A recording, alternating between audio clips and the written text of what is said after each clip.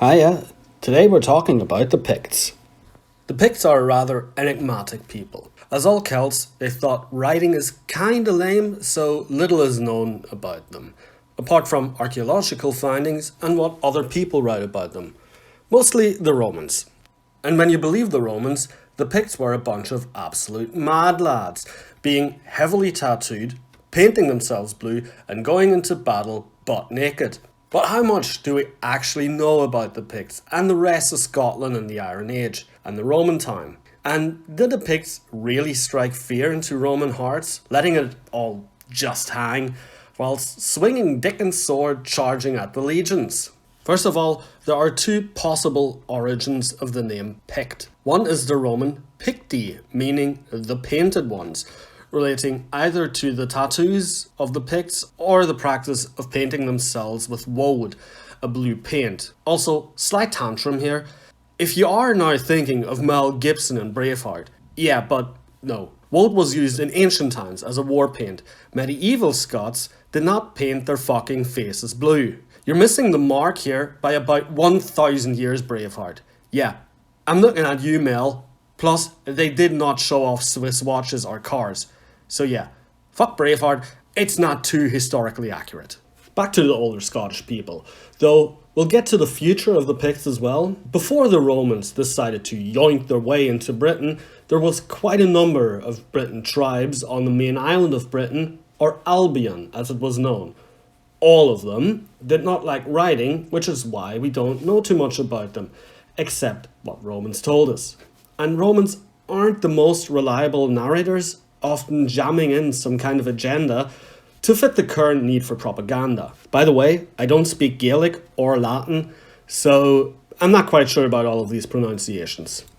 The other name of the Picts is related to Pecht, meaning ancestor, i.e. ancestor of the land, also relating to honouring the ancestors coming from this land. Basically, because no one knows what kind of gibberish the Picts spoke, no one knows what they called themselves. So we're stuck again with a Roman view and term. But fret not, some stuff we do know about the Picts. For one, they weren't actually wild barbarians just pillaging everything and being dumb. Sure, they would do the occasional raid, but that was rather common with Britons and Celts, so yeah, no biggie. The Picts seemed to be rather peaceful people.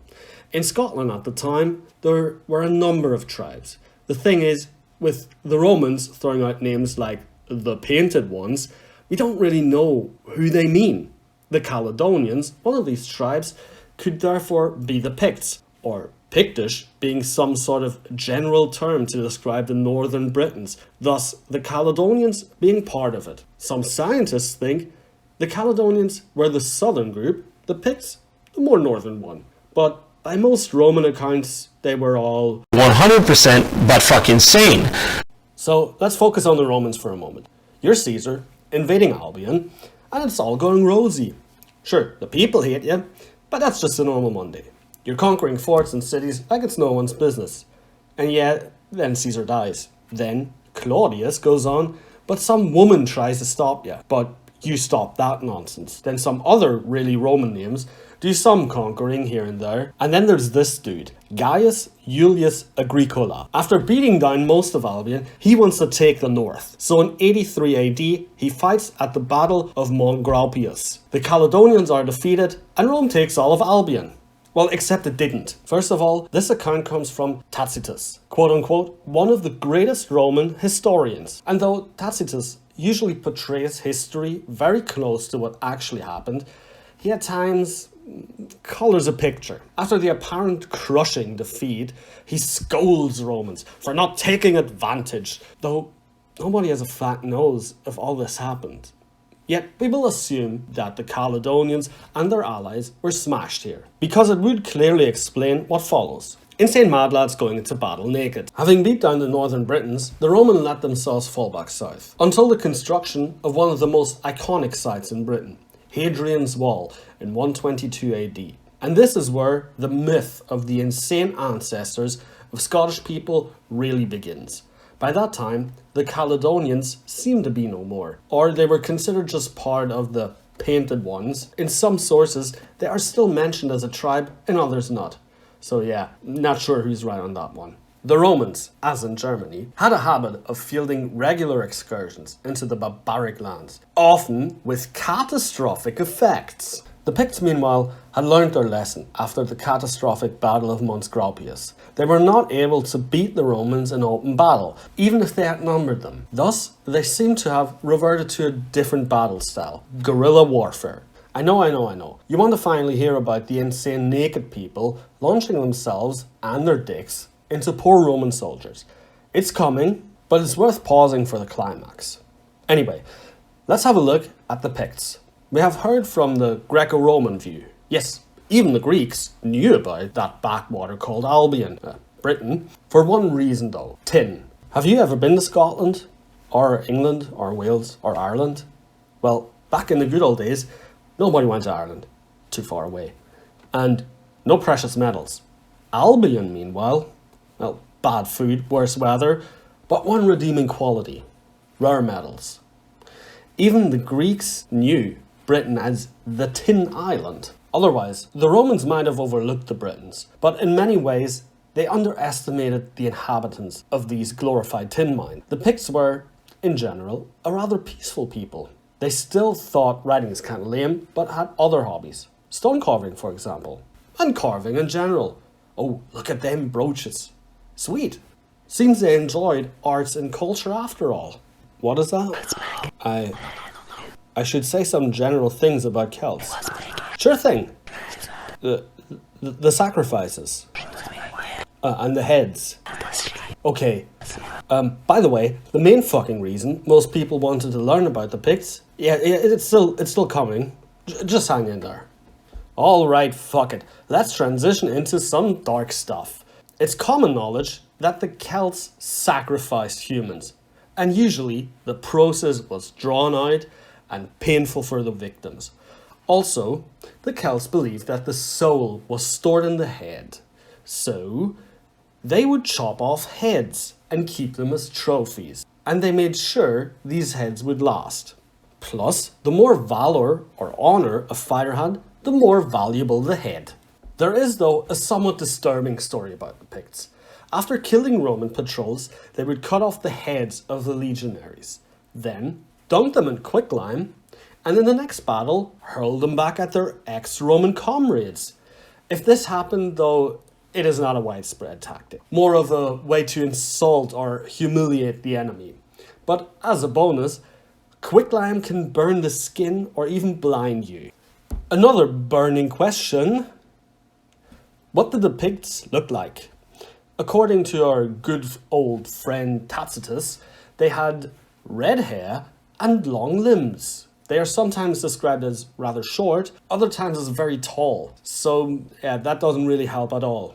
Though one thing is certain: they had red hair. This is something that all accounts comment on. The Picts had red hair. Fun fact, Scottish people until this day have the highest percentage in redheads, second to Ireland. So yeah, it seems to be quite the fact. So did the Caledonians / Picts actually go into battle naked like a bunch of absolute legends? And why the fuck would you do that? Magic?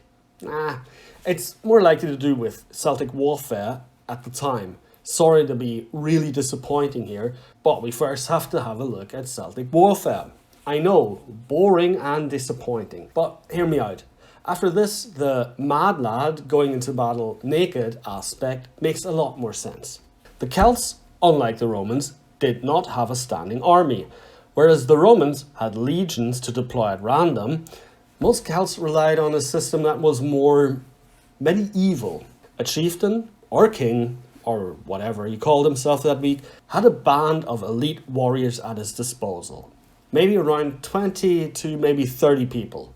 These elite warriors would usually wear chainmail, have access to the best weapons, and were highly trained.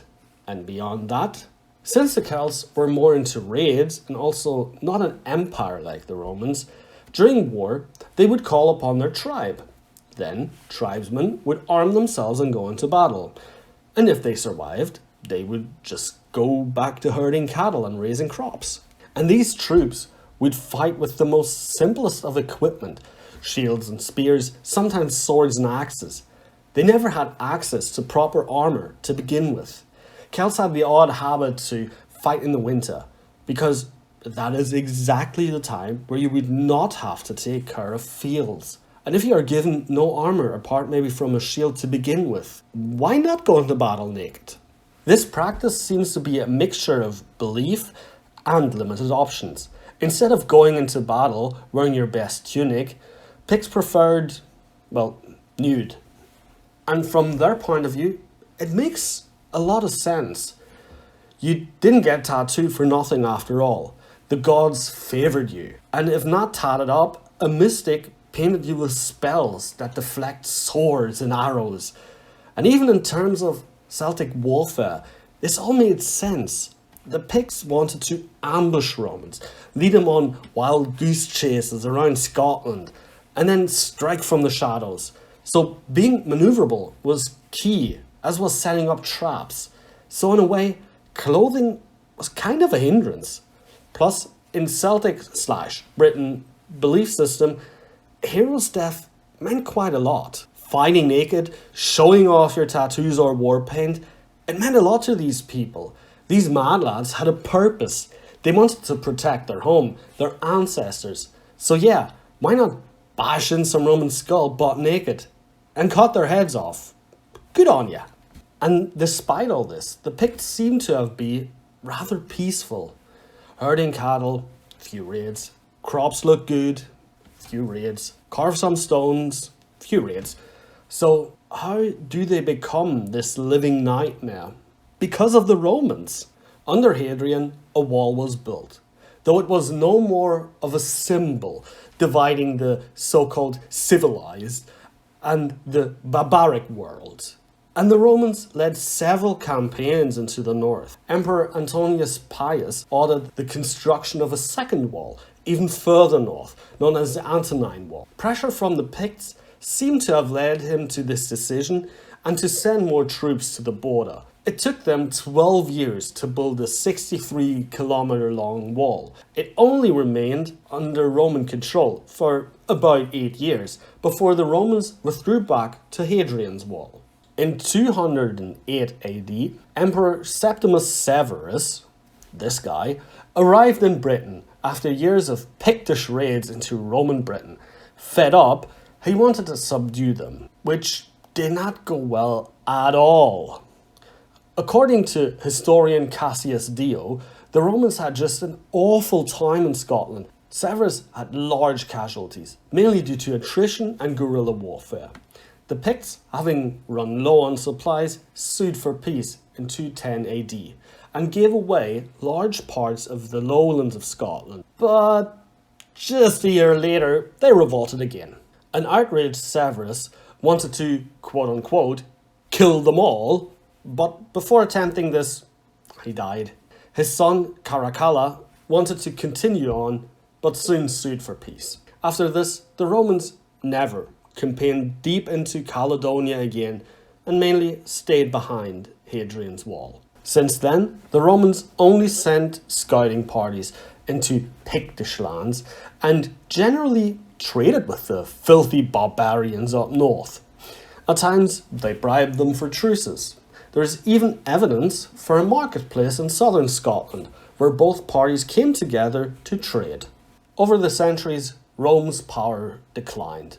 So more and more Pictish raiding parties overcame Hadrian's Wall to plunder Roman Britain, who in return couldn't really do much about this, which in turn encouraged the Picts even more. In 369 AD, Count Theodosius seemed to have mild success fighting the Picts, conquering some land beyond Hadrian's Wall, maybe? Nobody really seems to know what he conquered, but it doesn't really matter. In 398 AD, the Romans launched yet another unsuccessful campaign.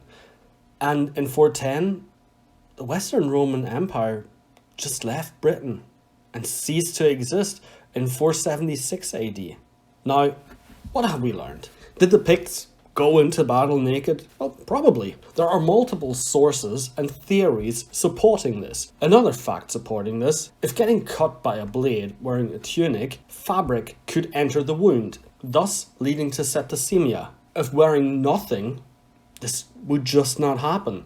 And woad actually has antiseptic properties, which the Picts might have figured out. A tunic won't stop a deadly blow, but a cut or slash might have been fatal anyways. So basically, letting it hang would have been the better option, combined with the aforementioned religious beliefs. And after that, well, the Picts live happily ever after, hurling chopped off heads at people annoying them. Though, hang on a sec, the Picts, they don't exist today. So what the fuck happened? Some real badasses must have really beat the crap out of them. Well, yeah, no. Mainly no.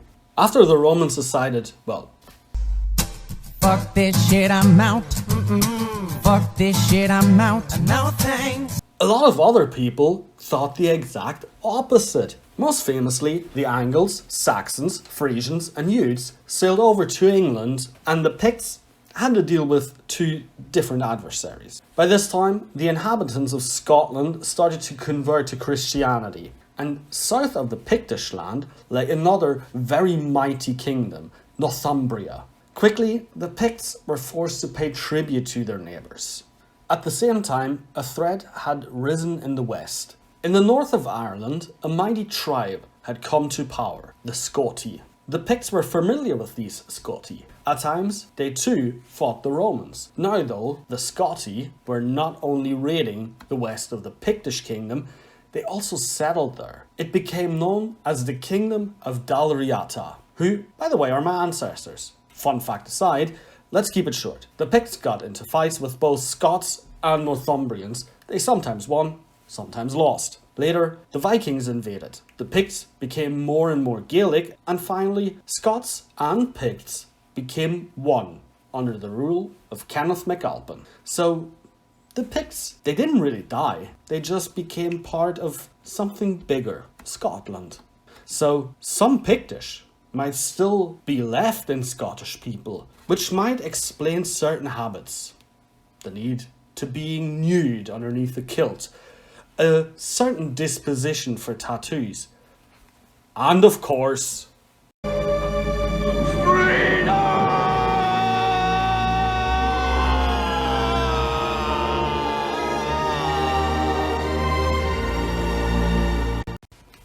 So, I hope you enjoyed my ramblings. If you did, consider leaving a like and subscribing to my channel. Maybe leave a comment. This is my first video of this kind, but I hope you nevertheless found it informative and maybe even somewhat entertaining. I am working on some other video ideas at the moment, so I would be glad to see you again. Until then, cheers!